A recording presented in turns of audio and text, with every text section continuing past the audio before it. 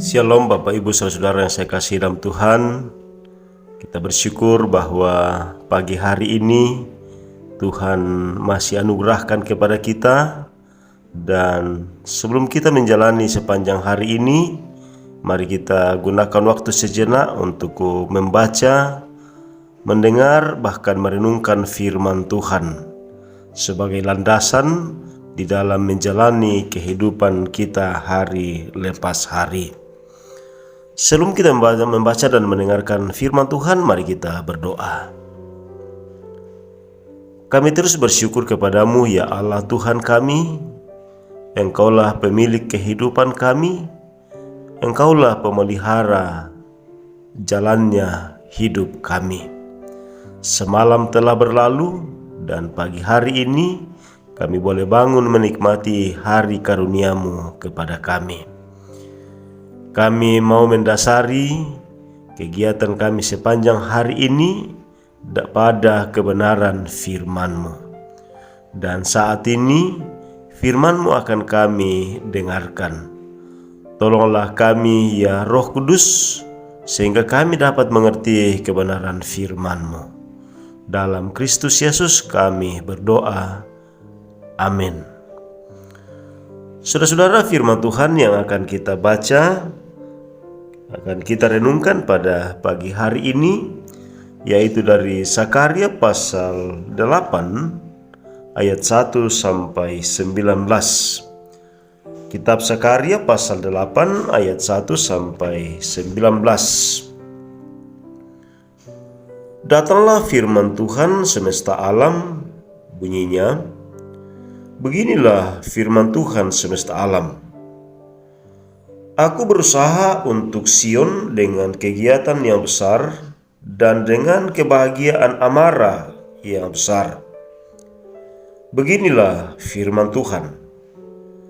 Aku akan kembali ke Sion dan akan diam di tengah-tengah Yerusalem.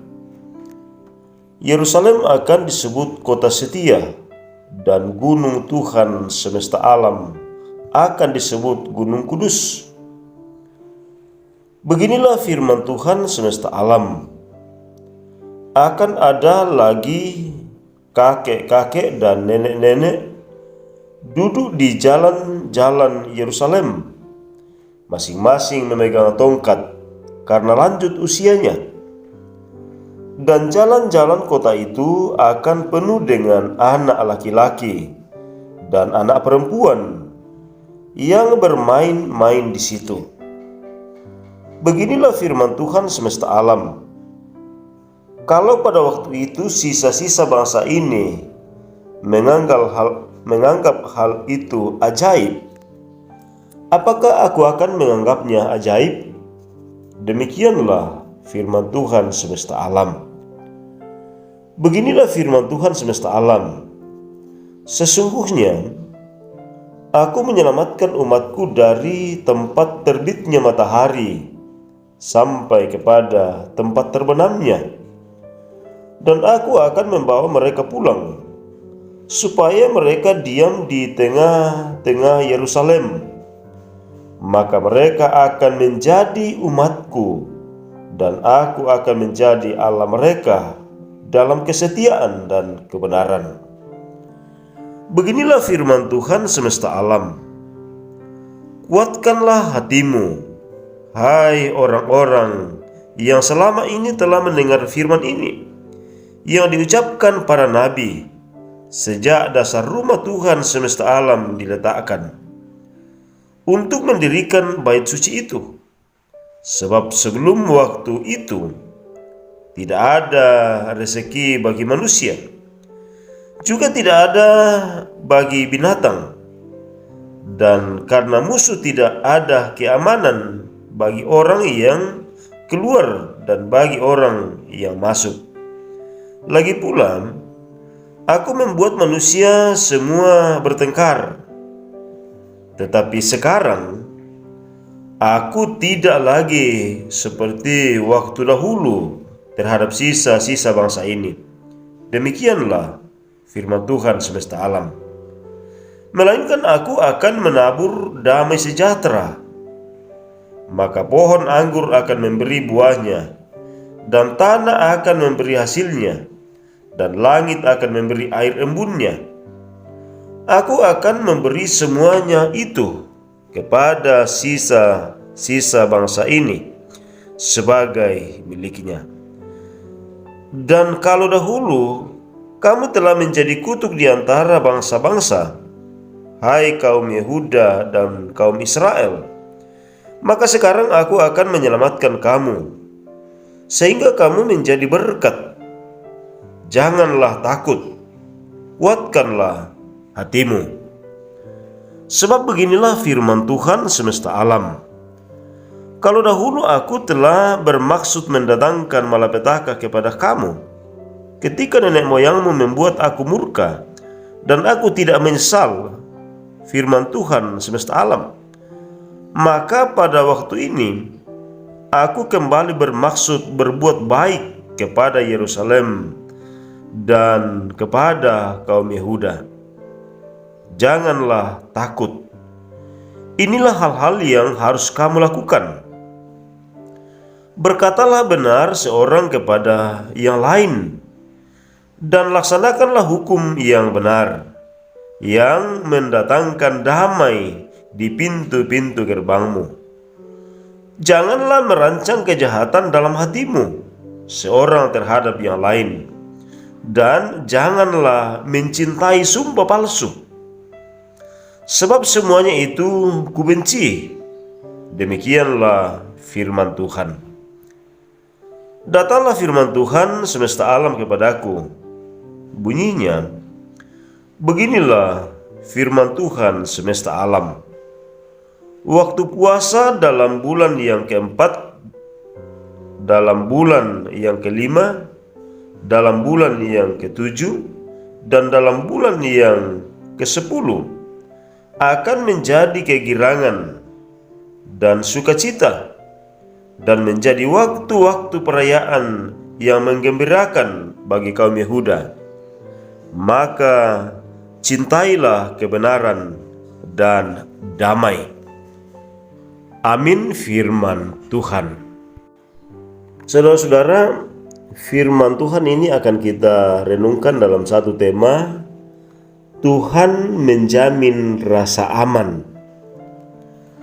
Saudara-saudara, ketidakamanan sebuah daerah akan sangat berpengaruh pada segala lini kehidupan masyarakat yang hidup di dalamnya. Hal itu akan membuat buruknya pembangunan, ekonomi, kesehatan, pendidikan, dan lain-lain. Jika itu berlangsung lama, besar kemungkinan masyarakatnya akan mengalami keterbelakangan mental dan karakter. Saudara, pembangunan kembali bait suci di Yerusalem telah cukup lama mengalami hambatan. Tuhan yang adalah penguasa semesta alam kembali berfirman kepada umat melalui nabinya agar pembangunan itu segera dilanjutkan. Akan tetapi tidak ada tanda-tanda bahwa umat merespon seruan itu.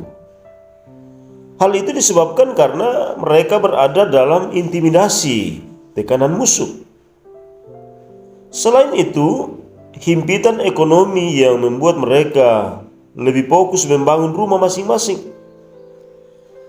Karena itu Tuhan sendiri akan bertindak karena kasih-Nya, dan dalam kepanasan amarahnya Ia akan menghalau para musuh. Pembangunan bait suci menjadi tanda kehadiran Tuhan. Yerusalem akan dipulihkan sedemikian sehingga menjadi tempat yang damai dan permai. Tuhan menghimpun kembali umatnya di Yerusalem dan akan memberkati mereka dengan segala kelimpahan. Saudara-saudara, rasa aman merupakan salah satu kebutuhan mendasar setiap orang. Rasa aman membuat kita leluasa berkarya dan beraktivitas.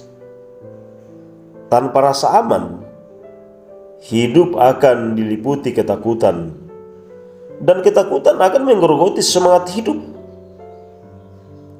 Dalam hidup yang kita jalani, ada banyak tawaran yang menjanjikan rasa aman.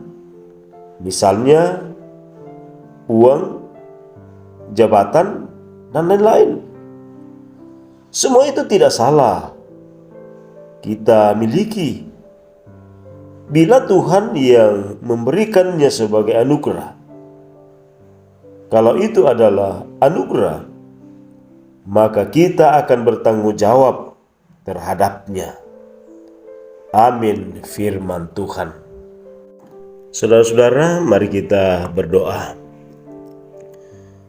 Kami kembali bersyukur kepadamu, ya Allah Tuhan kami, atas kasih-Mu kepada kami.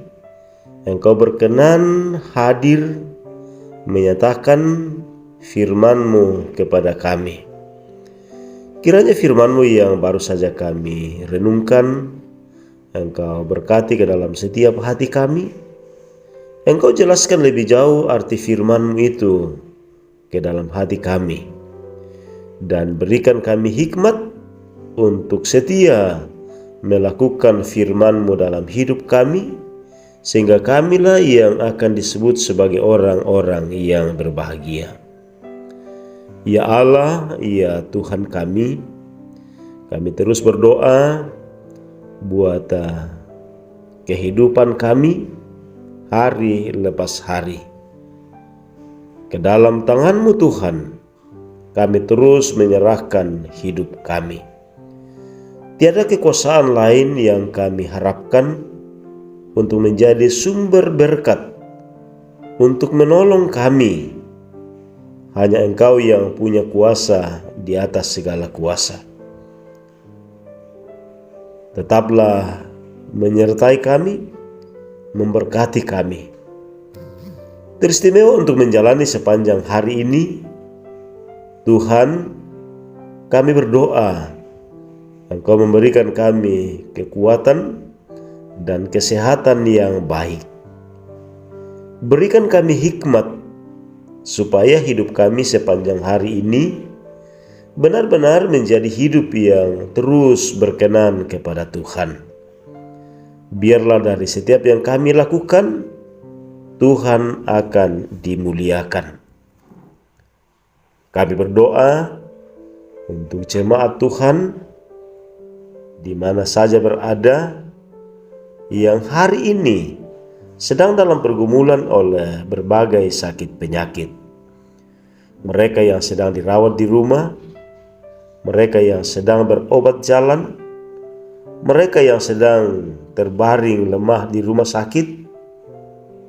Tuhan, kami berdoa, kasihani saudara-saudara kami. Kasihani mereka semua. Engkau karuniakan kesembuhan. Ya Allah, ya Tuhan kami, terus kami berdoa buat bangsa negara kami. Engkau berkati, Engkau pulihkan bangsa kami, pemerintah kami. Engkau berkati dalam mengangkat tanggung jawab sebagai pemerintah bagi bangsa negara ini. Berikan mereka hikmat supaya mereka terus memerintah hanya seturut dengan kehendak-Mu. Nama Tuhan yang dimuliakan.